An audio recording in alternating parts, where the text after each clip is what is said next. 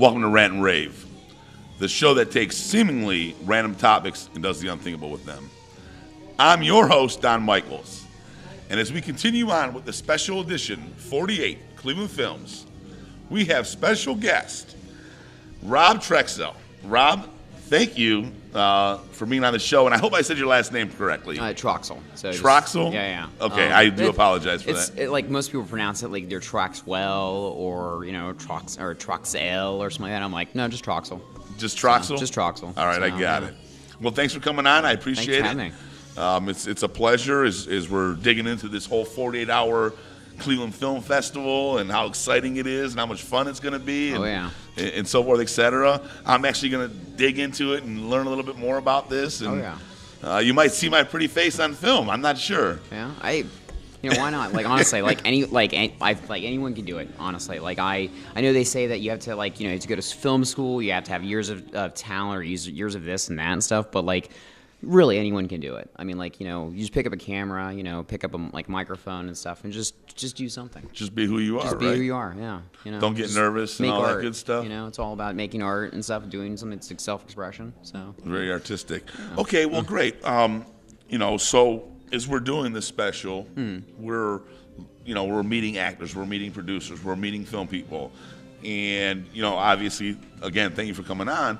But can you tell everybody else a little bit about who you are and what you're doing, how long you've been doing it, and so forth? A little biography, All right. Well, my name is Rob Troxell. I'm a founder of X51 Studio Limited. I've been doing it for about 2 years, the studio work that is. But most of the stuff I do is usually contractual work. I worked with CSU's Cleveland Schools Book Fund, and it's an organization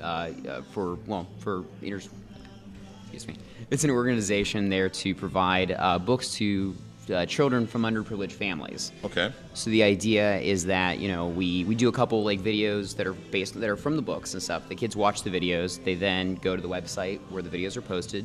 Watch the videos, do a little report, turn it into teachers. Teacher gives them the CSU, and then CSU gives them a free copy of that book.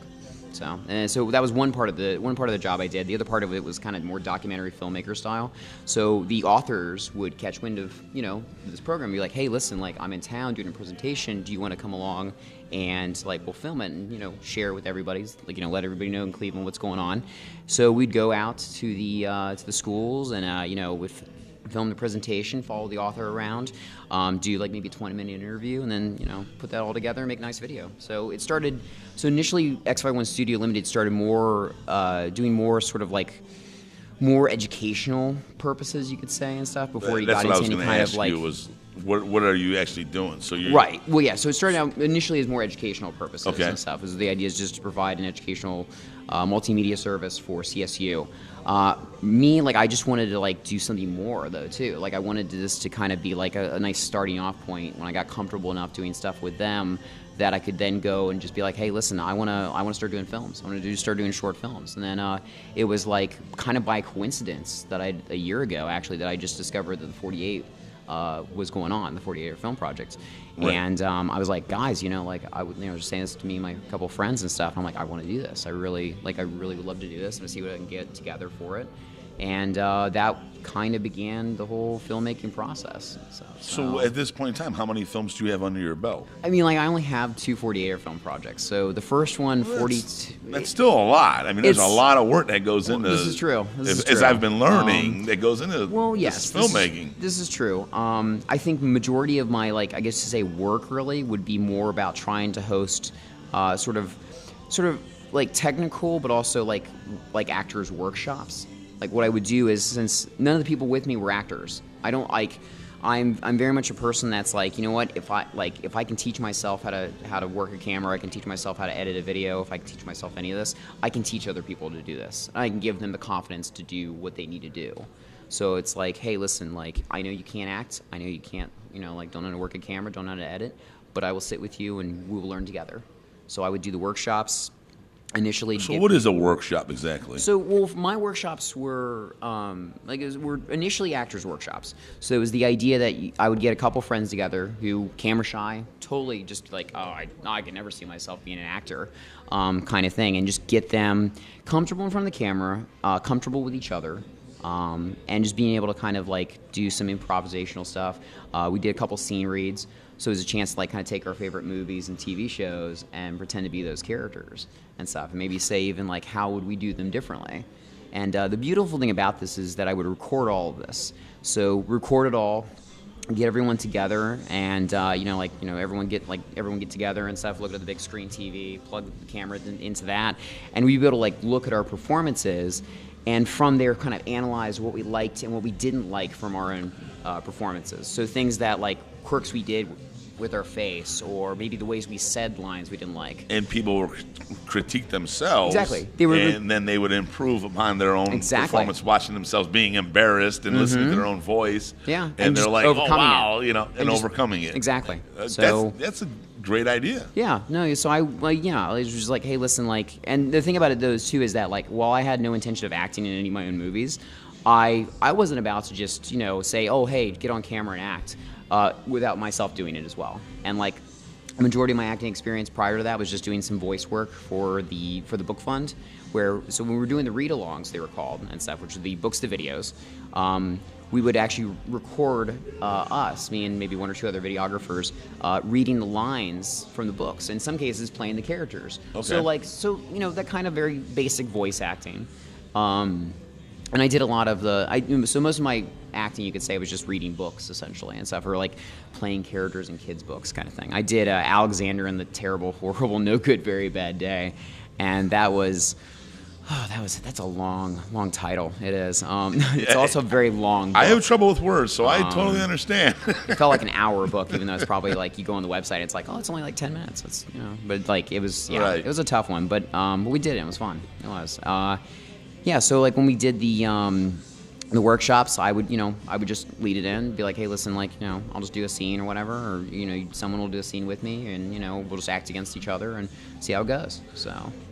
Interesting. So what are some of the names of your films that you've done so far? So, well, there's 42, which was the film we did last summer, 48-hour film project. And that one is... And the title was 42? 42. And so if you can give it a synopsis, the synopsis or premise to it was that you had initially these two cultists who were given orders to kill their next sort of like ritual sacrifice. It's almost like if the mafia had like almost like a cult root to it almost and stuff. Like I wanted to approach it almost like, I feel like to a degree I felt like cults are a little bit too, like the cults you see in a movie are a little bit too procedural, like they're a little bit too predictable kind of thing and stuff. And I felt like Hollywood's just trying to come up with new ways to like present them, and I thought it would be really interesting to do it almost like in a mafia way and stuff, where it's like these two followers, if you will, and stuff are, they're getting orders the way that, like maybe someone would get orders to kill somebody in like, a mafia movie and stuff. So they go to a dead drop essentially and, pick up the orders for their 42nd subject, if you will, or sacrifice. And, so that's how you give them the name then? Yeah. Okay. So 42 was the name of so 42 was the character that we needed for the movie, which was Kevin Joseph, who was the comedian. A line that we had to use, and I may be wrong about this line actually, but I'm gonna quote it from what I remember, was that's certainly something you don't see every day. And then the prop we needed for that one was jumper cables. So it was just two cult followers go into basically go get their orders to sacrifice somebody, and then through sort of mystic sorcery, we pull our comedian Kevin Joseph out of his sort of like day-to-day like city life into a forest, and it's like the hunting fields. Okay. Kind of thing. So it's this kind of, and at that point, it's kind of, it's sort of like a game of cat and mouse, where a little bit like the Terminator, where you have the two figures walking slowly, and then you have the mouse of sorts just running around like, I don't know what's going on, like what's happening. Okay, so thing. Now, what is your part? Are you a writer, actor, director? For that one, I was writer, producer, and director. For that, so like I wasn't necessarily like head writer, but it was definitely one of those things that when we were doing writer, I had like a scribe with me who could do movie scripts, and he had experience doing movie scripts before, and I was like, that's fine if you want to write it. I just want to make sure that like what you're writing is like what we're trying to do goal wise. So for me, it was more like we had our scribe. is what we call them and stuff. We have our scribe, and then we have our writers and stuff. So I mean, like, so he functions both as writer and scribe, and I was just more like the writer, where I could be like, all right, well, listen, I need you to do this, or I need you just like, I need a scene that says this, or I need this kind of line or dialogue. Because initially I wrote an outline for it, and then I just asked him to write a script from the outline. Okay, so when you're writing these scripts or you're coming up with these outlines or Yeah. what have you, Yeah. are you digging into your own personal soul? Are you, You know, I mean, where are you coming it's- up with these ideas for these Well, types of? you know, like a lot of these ideas and stuff, I think what it was it's actually funny and interesting about this one, because I did not expect to be doing, and I mean, like, I got a bit of an accent, so we'll see how that sounds. I did not expect to be doing a horror genre for that last summer's 48. Okay. I had, like, most of my experience had been, like, kind of studying silent movies and surrealist type films by Alejandro Jodorowsky, actually. He had a documentary that came out that I was just, like, addicted to and stuff. And this guy is, like, he's just got such a, you know, dude's, like, almost 90 years old, or actually probably 90 by now, actually. And the guy's got so much life to him, more life than anybody that is, like, you know, our age will Right. ever have. And just listening to him, he's been a real, like, inspiration to all of this. Yeah, so I mean, like, for me, it wasn't expected. I just kind of, I took the idea I had initially was just something I thought would be interesting and different. And, you know, I thought about a scary movie. I tend to think more about suspense than I think about, like, monsters. I love monster. Oh, who doesn't love a good monster movie? But Right. like, I tend to think more about, like, the suspense, the tension, the feeling like, you know, like something's gonna happen, but you don't know when and what. Right. So yeah. So that was the idea behind 42. Great. Hey, Rob, do you have a minute? We're going to take a break. Yes. Would you yeah, mind I do. coming back on? Yeah. I'll talk about Boys Like Kevin next. So. All right. Sounds Yeah. good. All right. Cool. Ladies and gentlemen, stay tuned. We'll be right back.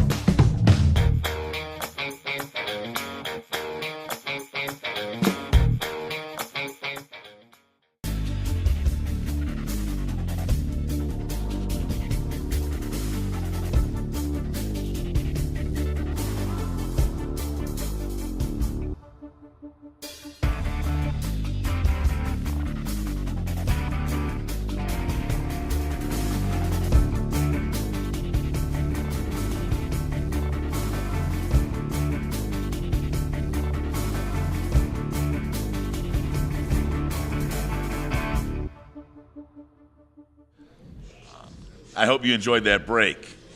And a special thank you to our sponsors. Keeping it real, staying smart, America. Okay, Rob. So moving on. Okay.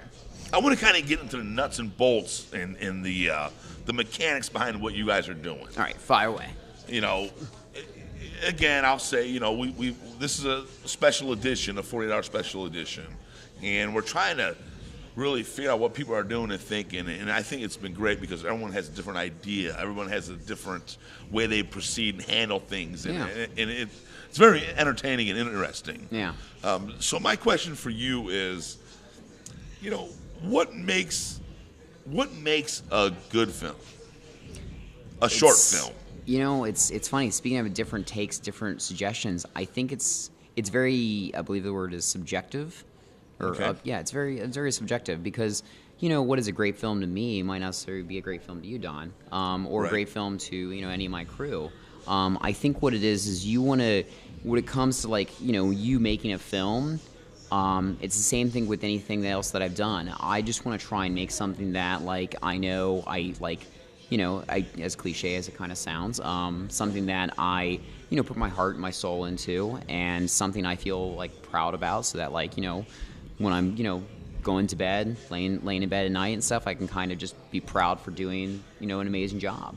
And I guess what makes a good film is, just being able to kind of pull everyone's different ideas and experiences together and be able to find a way to make them work cohesively and stuff, and be able to take those different energies and be able to find places for them, and when's the right time, when's the right place for this. Yeah, no, I mean, and it may not necessarily... Making it work with what you have. And making it work with what you have. Absolutely. So I think... Real quick question. I don't mean to cut you off. Oh, no, that's fine. Yeah, go ahead. But, as you know, this is a series. Yeah. And I have asked every guest so far, how many people does it take to make a 5 to 7 minute film work? And no one has given me a direct answer. I'll give you. I actually just asked that question. I was just asked that question the other day, actually. No, so I think. So my first team was 8 people. That's a very bare bones way of doing things. Now, when you say 8 people, that includes writers, directors, producers, actors, editors, everything that goes along with it. And majority of the people had 2 credits and stuff. Like on average, you got 2 credits when you were doing an 8-person crew. Now, this last movie I did, Boys Like Kevin, we had at max 15. Now, we didn't have them all at once. We had them maybe Sunday, we had them Friday night. But we did it, regardless, whether or not they were there from the beginning to end, or whether or not they were just behind the scenes, whatever. They, as far as I'm concerned, they were every bit as important to the cast as the cast as the crew, or as like the sound guy, or as the camera person, or the gaffer even. And no, they were like I'd say like a good team, 15. 15 is a pretty solid team, and we were able to, unlike my experience with 42, where it took us maybe we had 1 camera and we did it in 12 hours at least, over the course of the 2 days, so Saturday and Sunday. With one camera. We did Boys Like Kevin was, and you can go online and check it out and stuff. But we had 5 hours shooting, 2 cameras, sound guy, and 15, and 14 people running around the woods basically. Okay. And it was a very simple story setup. It was all mostly dialogue exchange. But I mean, I love those kind of things. You can tell I'm a talker. I could go on for hours. But but I think a good crew of just 15 people is solid and stuff. You have just enough people to be crew, and then if they want to be an extra for something, great. They can just kind of stop what they're doing, pass it off to somebody else. And that's so we had I think maybe half of it, you could say 7 of it was cast, 7 of it crew. And I think some of us that were crew people, though, we wanted a cameo or 2, so we got our cameos. But yeah, so I'd say 15 is an ideal number. Anything greater than 10 and about 15. I heard from somebody, I think at the event when the meet and greet they did a couple weeks ago, they said that they did a team of 30 and it was just chaos. And a lot of people. I would actually love to try 30 after how smooth that 15 went. I feel like as long as you have people that have their kind of eye on the prize, and you've had enough kind of chats and rehearsals of things prior to, you can handle anything. You can do anything. Well, let me ask you this question: how hard do you find it to bring people on to help? It's from all the different positions that are needed. It's funny though, actually, because it's a mixed bag in a way. Because I feel like I've had both an easy time and a hard time. Some of these cases have just been kind of nice happenstance.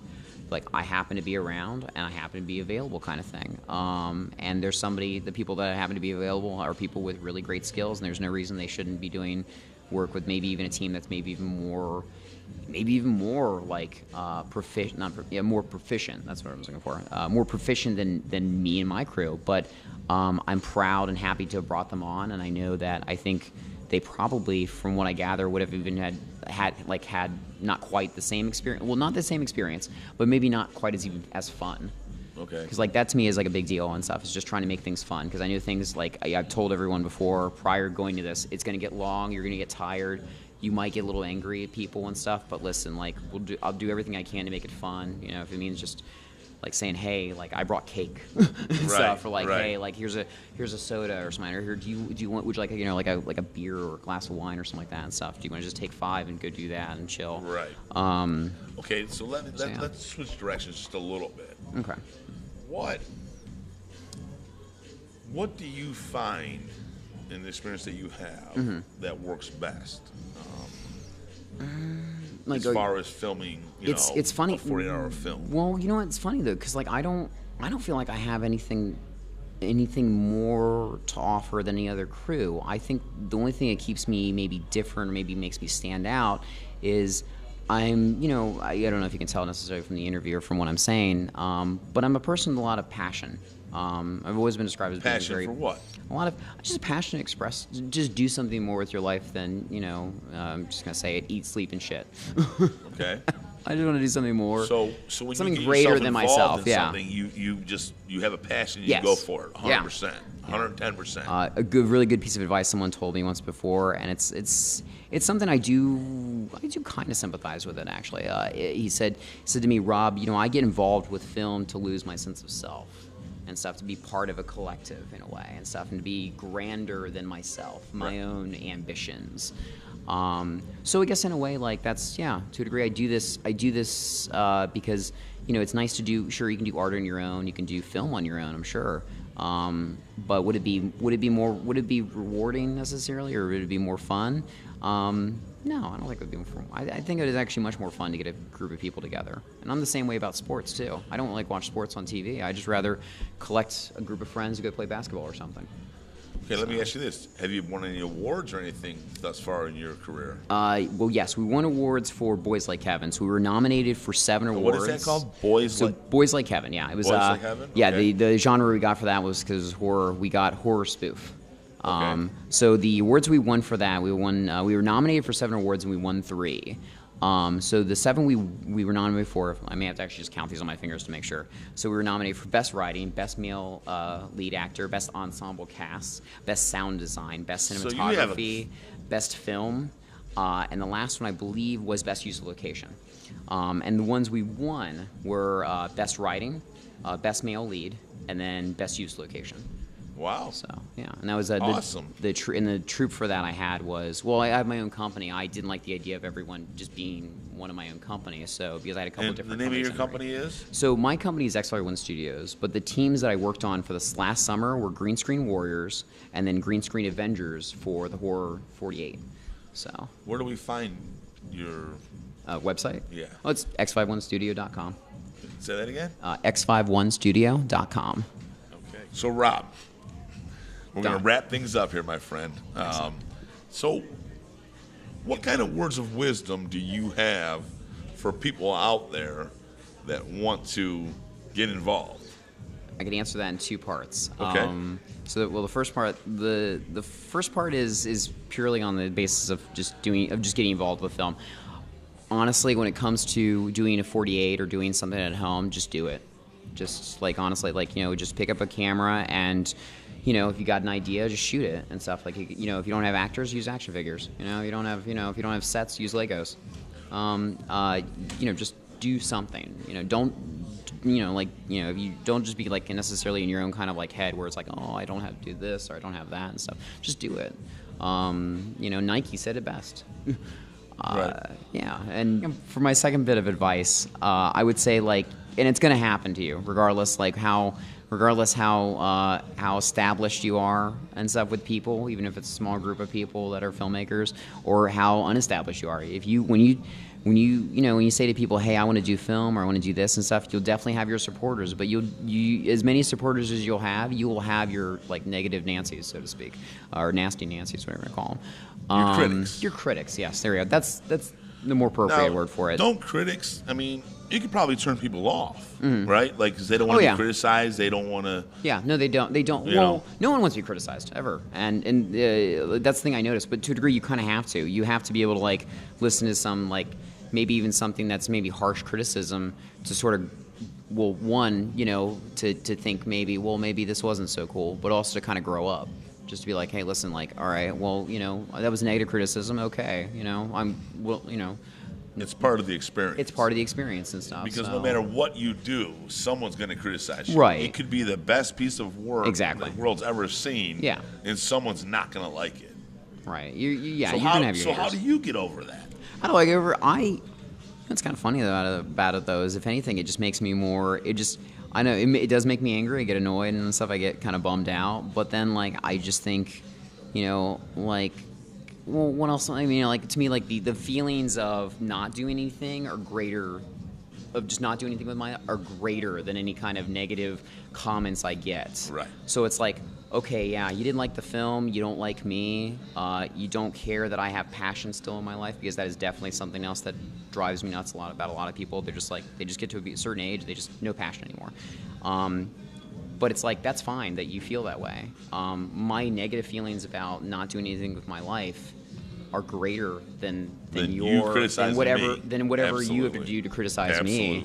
So yeah, like, just, you know, and just to reiterate what I said in the first part was to, you know, if you don't have experience, just, you know, just keep your feelers out. I tend to just be very upfront with people who I believe have no experience with filmmaking at all, and then I get pleasantly surprised. You're looking at one right now. So, well, see, yeah, there you go. Like, I'll just ask. And let me tell you something, I'll ask Rob. people like, hey, do you know to hold a camera, or do you act? And they're like, oh, well, yes, I was in theater for years or something, or like, oh, yeah, I edited with this one group, and I'm like, holy cow, like, right. It was just by happenstance that I got to know a lot of people that are my crew, my best friends. Well, Rob, let me tell you something, brother. Yeah. One, I want to thank you for coming on that show. Yeah. Two, it's been a great conversation. And number three, we are in competition against each other. So, I wish you the best of luck. Oh, thank you.